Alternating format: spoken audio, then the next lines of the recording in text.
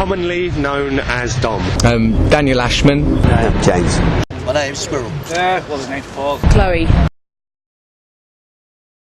2 months now. Finsbury Square. Yeah, I came straight here because St Paul's was apparently full. I'm always here. Every time someone asks me, how long have I been here?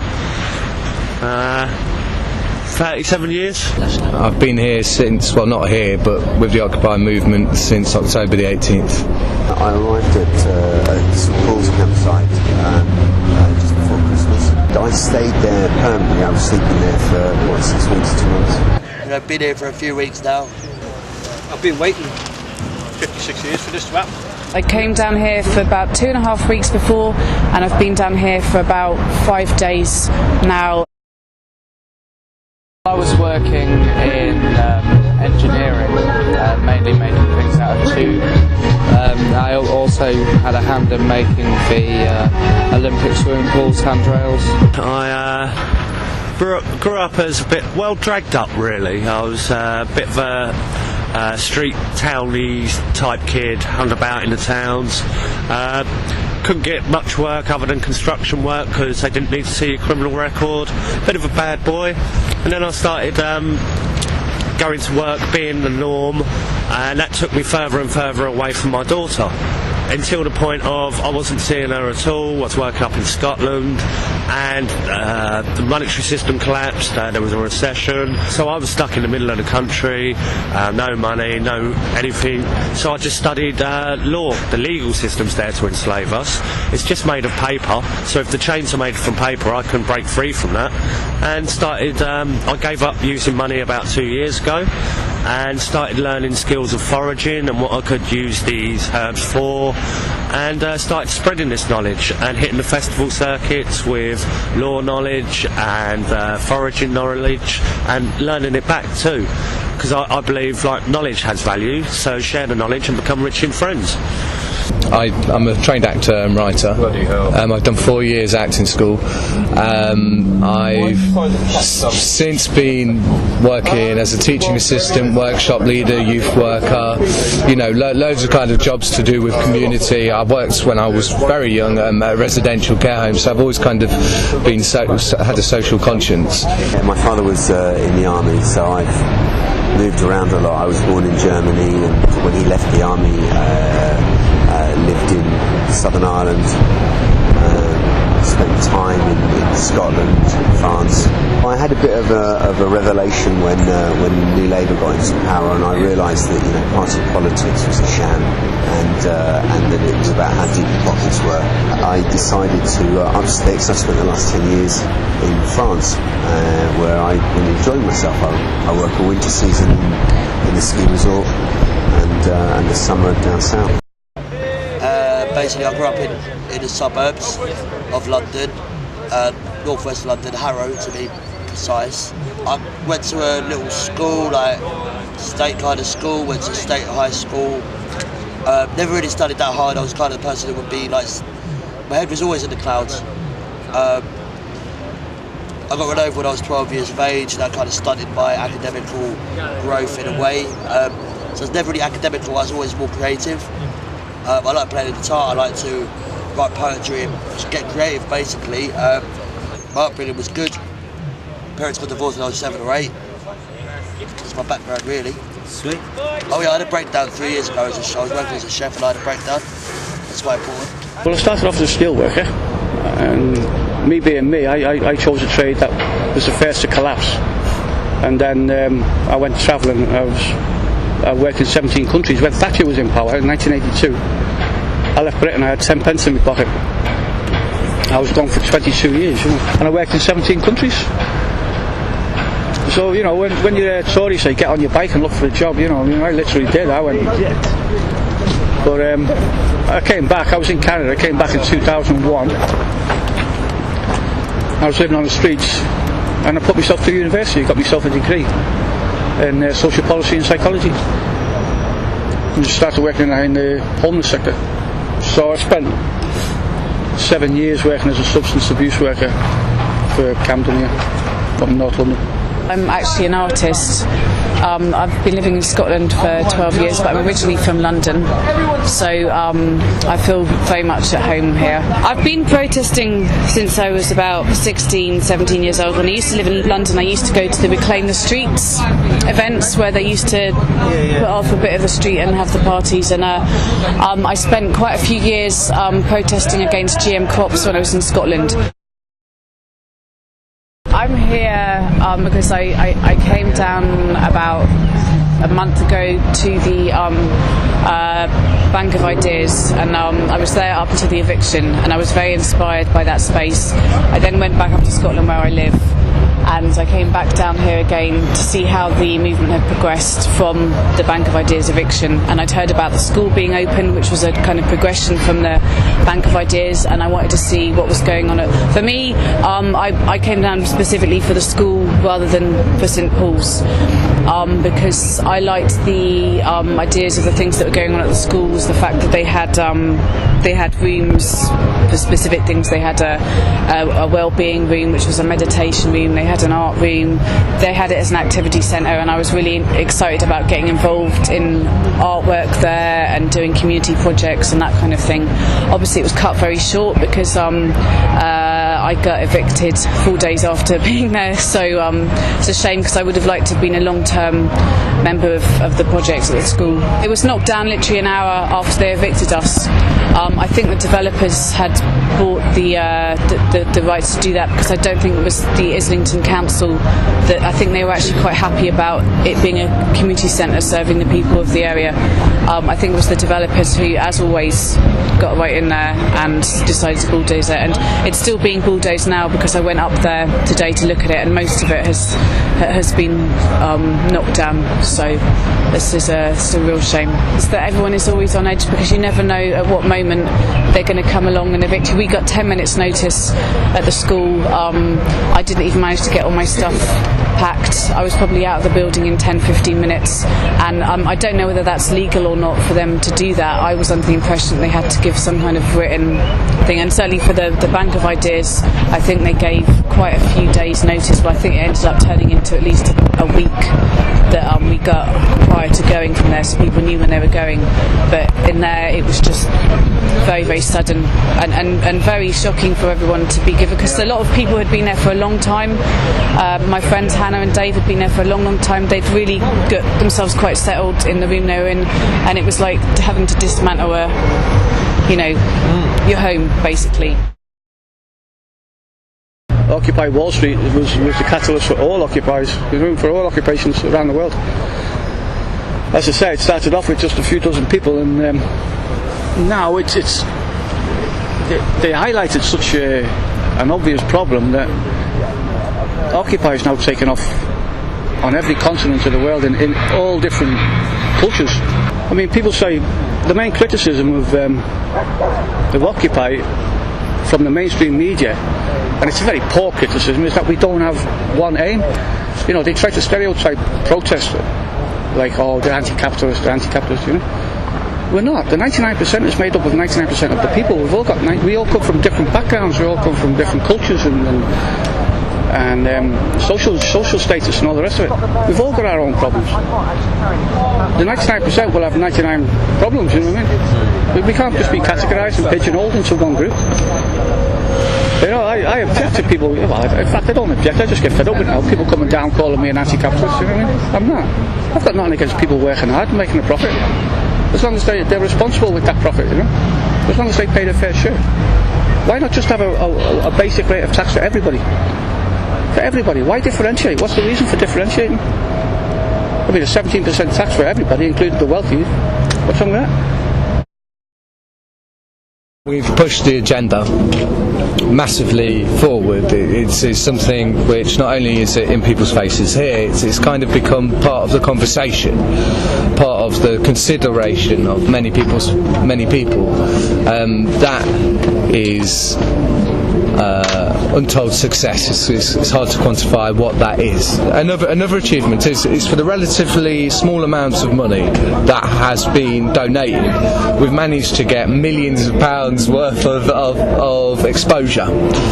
We've managed to, for a very, in terms of how institutions run for a very low cost, we've managed to provide free lectures for anybody of any perceived ability, no matter what their age or what have you. We've managed to do that. That's quite a big task. We've managed to provide a platform for cultural events and a sharing of those thoughts, feelings, poetry, music, all of that.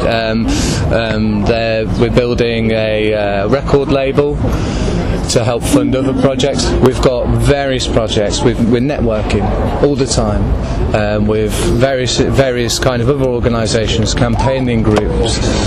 We've managed to step up to the table and be known to the authority, the people who consider themselves to be the authorities. They know who we are now. I don't protest. You don't protest? No. Just observe?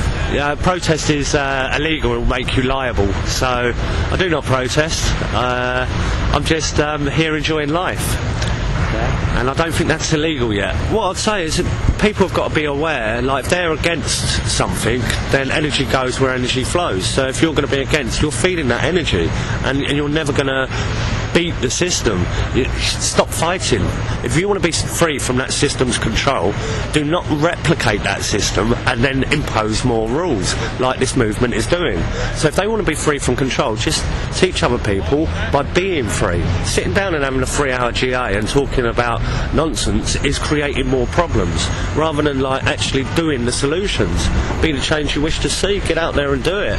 You know, when the people that come in for the GAs, they come in, make up a body of rules, decide what the community's got to do, and then they go home. It's like a government. It's wrong. Definitely, I can't go back to living the way I was, working for nothing, man. I will always be doing stuff that is against corporate control, or any type of control. I'm sick of control. I think we should all be free to do as we please, as long as we act honourably. I've got no regret. So yeah, I would like to do it again, and I'd like to be involved from the very start. I don't think my life's going to be much different from now. I think this is it now. I've abandoned my whole flat, so this is it now. This is my life. What you see here, you know, my stuff in my tent here, you know, is basically, this is it. There's no again about it. It's just going to continue to go now. This occupier will be going for 100 years. When I go up to Scotland, I'm most likely going to be coming back down here again, so that's probably a yes. Hopefully I've gained some friends. Hopefully I've gained some enemies. Hopefully I've gained some understanding and insight. Hopefully I've gained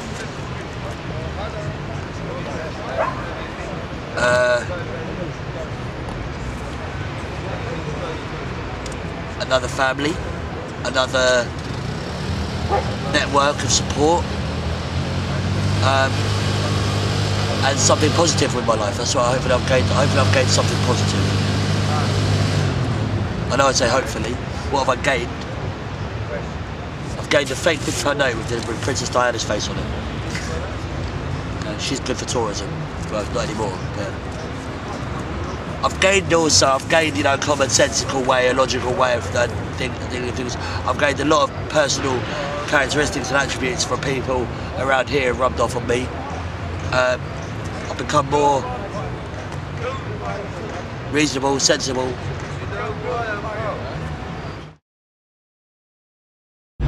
Well, they say go out and do it. You know, it's an experience. That's a very tough question. That really is, because that touches me.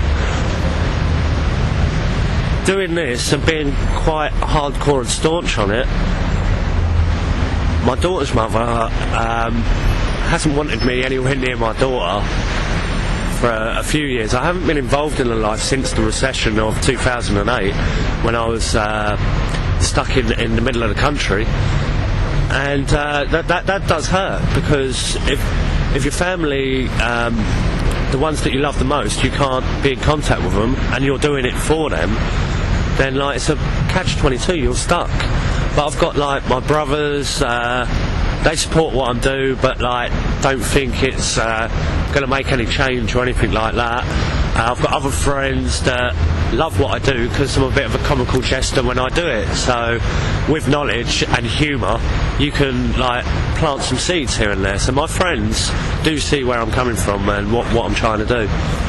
My friends in London are very, very supportive, and my family, my mum's really supportive. My dad is a little bit, why don't you just go, you know, you need to get a job, you need to be realistic, you know, this thing isn't going to change just because people want it to.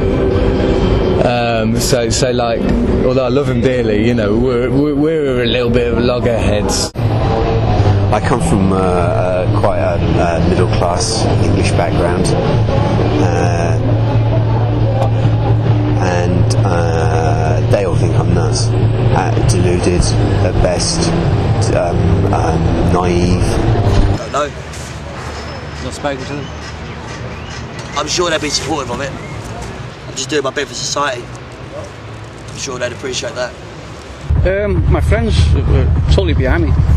Totally behind me. The family in general are not for or against me, just don't care really. My dad is disgusted that I am here. Sadly, my dad epitomises what is probably the mass opinion of most people, is that he disagrees with everything that the bankers are doing. At the same time, ironically, he wouldn't take direct action about it. And I had a big argument with him, and I said, you know, if you've got a problem with it and if you think it's wrong, then you go out and do something about it. But he's very much believing that it all has to go through a political process, and that who you vote in is the people that deal with that. My mum's quite interested by it. My friends in Scotland, they don't know too much about it really. Too many freeloaders, too many parasites, too many hangers-on, too many thieves, too many liars, too many people that chuck stuff at me as I'm getting interviewed, too many people that don't understand what occupiers are about, that don't attend the meetings, that aren't in the official working groups. There is a process in this protest. I dislike that. I like the fact that we get visits by attractive women. I like the fact that I haven't killed anyone as yet. I don't know. I like the women that come on. I like those with the maternal instincts and certain motherly influence over us. It's really cool. I think there's a lot of backstabbing and a lot of bickering going on about people behind people's backs, and I think that it's causing self-fragmentation, because if people criticise other people so much within the movement, there's no unity, and then it just crumbles. So people need to have more kind of solidarity and you know, stick together more. What I like about it is the way that, okay, there's the odds, people shout occasionally, but on the whole everyone's looking after each other like family. They really are. I mean, I feel extremely safe here. It's maybe the only place in London that I would feel safe staying in a tent. People are caring for each other, there's food being made, you know, people are always watching other people's backs and making sure that everyone is really considering that where we are and the space that we're in. I think we're doing pretty well, but as I say, there could be less of the kind of people pretending to play politicians. That's just my personal opinion. So, because once people start doing that, then they end up doing exactly what we're protesting against. I love the people, because everybody's different, and you've got some great people, especially when they're all thrown in together. You've got to learn who's who and evaluate good guys and bad guys as such. And my dislikes are the way it's being run, especially from the Tavistock Institute doing their social dreaming events, them being the mind control branch of the MI5, and the facilitators being common purpose graduates, and the finance team being climate camp, and the press team being run by BBC and things like that. They're the things I don't like. Orchestrated revolution, that's not for me. If people want to be free, they've got to find freedom within themselves before they look up to a GA for their solutions.